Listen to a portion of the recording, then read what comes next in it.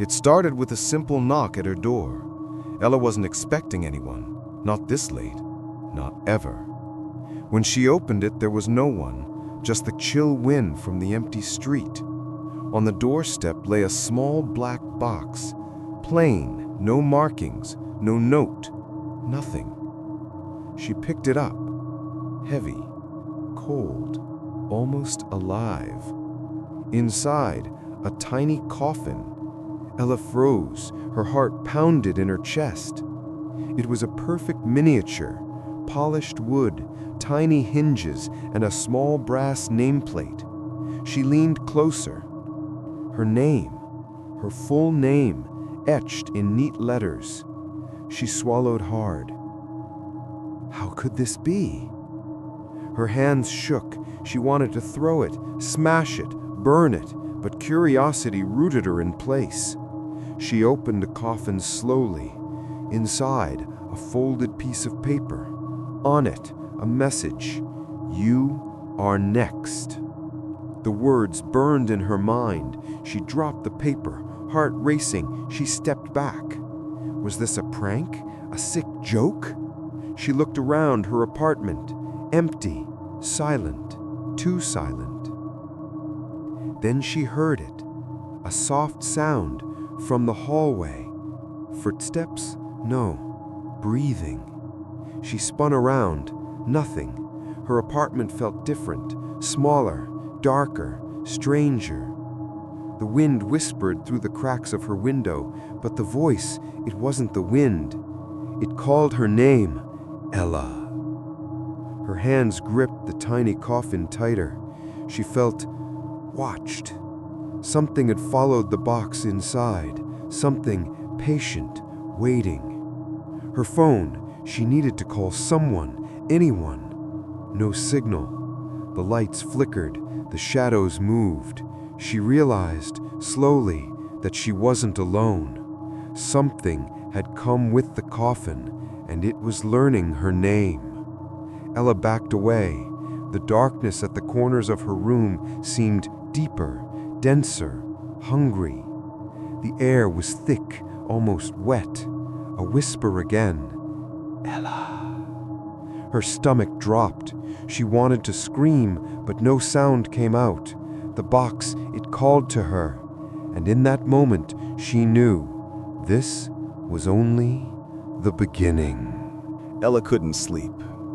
The box sat on her kitchen table, like a silent predator. She stared at it. Her name gleamed on the brass plate. Every time she looked, it seemed to pulse. She tried to think logically. Maybe it was a prank, some sick, elaborate joke. But something inside her whispered it wasn't. She took out her laptop. No results, no warnings, no reports. No one had ever received a box like this. The tiny coffin was empty, except for the paper. She unfolded it again, hoping for clues she might have missed. Nothing new. Just, you are next. Her hand shook. She wanted to throw it away, but something held her back. A whisper. Soft. At first, almost imagined. Ella? She froze. It wasn't outside, not the wind, not the street. It came from the box itself. Her pulse quickened. She needed answers. The next day she went to the local library. Old records, historical archives, anything that might explain a miniature coffin with someone's name. Hours passed. The library was nearly empty, dust motes dancing in the shafts of sunlight. Then she found it. A series of small disappearances, decades old, all in her town. Each victim had received a mysterious package before vanishing. Many coffins, tiny, personalized. Her stomach sank. Each case unresolved. Each recipient never seen again. She felt a cold hand on her spine. Turning slowly. Nothing. But the feeling stayed. Ella thought about leaving town, leaving her apartment, leaving everything. But curiosity was stronger than fear. She wanted to know why her name. Back home, she examined the box again. Inside, she noticed tiny scratches along the wood, almost like marks left by something moving inside. The paper she'd unfolded before now had faint letters, tiny, crawling script, almost imperceptible. Her breath caught. She bent closer. She could make out a message or a warning. Do not open the door. They are waiting. Her phone buzzed. Unknown number. Hello? She whispered. Silence. Then a voice, low, rasping, distant, almost inside her head. We see you, Ella. The line went dead. The box seemed more alive now, more heavy. Shadows shifted in the corners of the room. Something had arrived with it. Something patient, watching, learning. Ella realized she had no idea what she was dealing with, and maybe it was already too late. Ella's apartment had changed. Not the furniture, not the walls. Something else. Something alive. The shadows moved differently, always at the edges of her vision, just out of focus. She tried to ignore it. She told herself it was stress, imagination, paranoia. But the sound followed her. Soft breathing. Not her own. Not human. It whispered her name. Ella. Ella. At night, she would wake to the box open on her bedside table. Always open, always empty. But sometimes something peeked from inside. A flicker, a glimpse, a tiny hand. She couldn't tell. She didn't want to. Her friends noticed her disappearing. She stopped answering calls, stopped going out. They thought she was stressed. She thought she was hunted. The next morning, she found notes, crumbled, wet, shoved under her door, written in the same crawling letters as before. We are here, watching, waiting.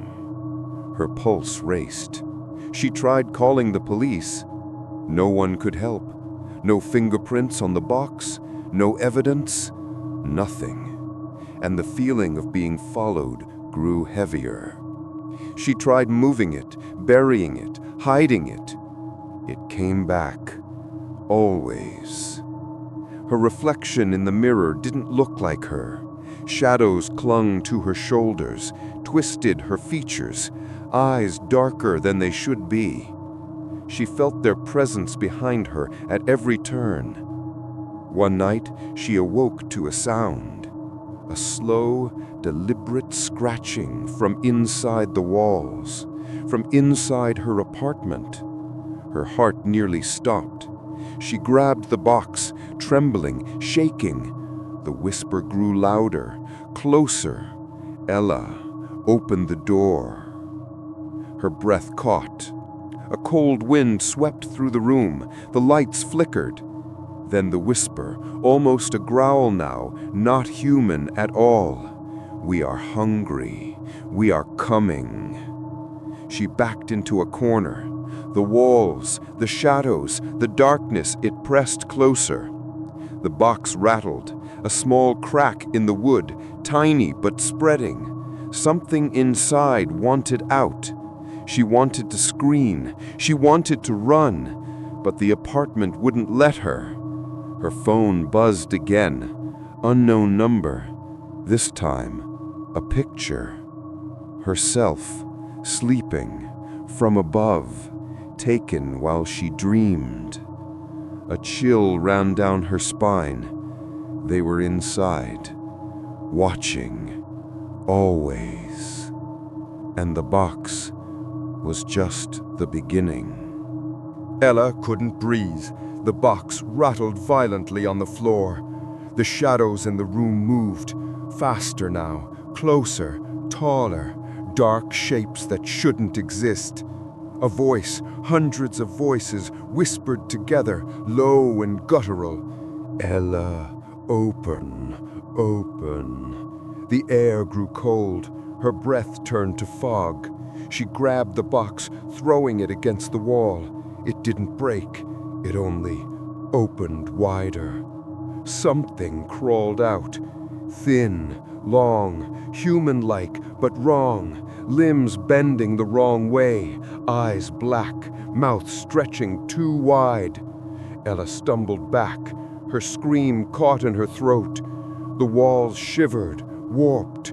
Her apartment became unrecognizable. Hallways stretched endlessly. Doors led nowhere. Shadows whispered secrets she couldn't understand. The thing from the box stepped closer, its eyes locked on her, hungry, patient. Her phone rang again, unknown number. She stared at it. The screen flashed one word: run. But there was nowhere to run. The thing lunged. Ella fell, sprawling across the warped floor. The shadows followed her, twisting, reaching. She kicked, screamed, clawed at the air. A mirror shattered behind her. Reflections screamed with her. Every mirror, every reflective surface held more of them. She tried to hide. The box, it had multiplied. Tiny coffins appeared everywhere, on the floor, shelves, countertops, all open, empty, but watching. The whispers grew louder. Now not words, just intentions, hunger, desire. She backed into the corner of her living room. The largest shadow stopped in front of her, breathing heavy, eyes like holes into darkness. It spoke. You belong to us now, Ella. The floor trembled. Dust rained from the ceiling. Her heart raced. Adrenaline surged. Then a flicker of hope. A small silver pendant around her neck, her grandmother's, began to glow faintly. The shadows recoiled. No, no, the voices hissed. The light pulsed, burning back the darkness, pushing them back. The largest figure screeched, a sound that rattled her bones. Ella scroined toward the door, clutching the pendant. Every step was a struggle. The shadows lunged, scratched, clawed. She slammed the door shut, locked it. Silence. For a moment, nothing. Then the whisper, soft and chilling. This isn't over, Ella. The box in the corner rattled one last time and stopped. Ella sat on the floor, trembling. The apartment was quiet now, too quiet. The box lay in the corner, closed, silent. The shadows were gone, or hiding. She didn't know which. Her pendant still glowed faintly in her hand, a tiny comfort in the dark. She tried to calm herself, breathe, think. Maybe it was over. Maybe she had survived. But a cold draft brushed her neck. She froze. The box shifted slightly, a soft creak, almost like a whisper. Her name. Ella. She jumped back, heart hammering. No one was there, only the box, only the darkness that lingered. She didn't sleep that night. She didn't turn on the lights. Morning came, pale and gray. She forced herself to look at the box. It hadn't moved, not yet. Her phone buzzed, unknown number. A message this time. We are closer than you think. Ella dropped the phone. It clattered across the floor. She ran to the window. Outside, empty street, quiet, but the feeling of eyes on her never left. The apartment felt alive, watching, waiting. Her name echoed in her mind. She knew the box wasn't finished, and maybe it never would be. She could leave, move, start over. But the thought of it, of being watched, of what had come before, kept her frozen. The whispers had returned, faint, teasing, almost a lullaby. "Ella, we're still here." She picked up the box. Her hands shook. The brass nameplate gleamed, her full name staring back at her. A shiver ran down her spine. The shadows moved in the corners of her eyes, always there. She realized one thing.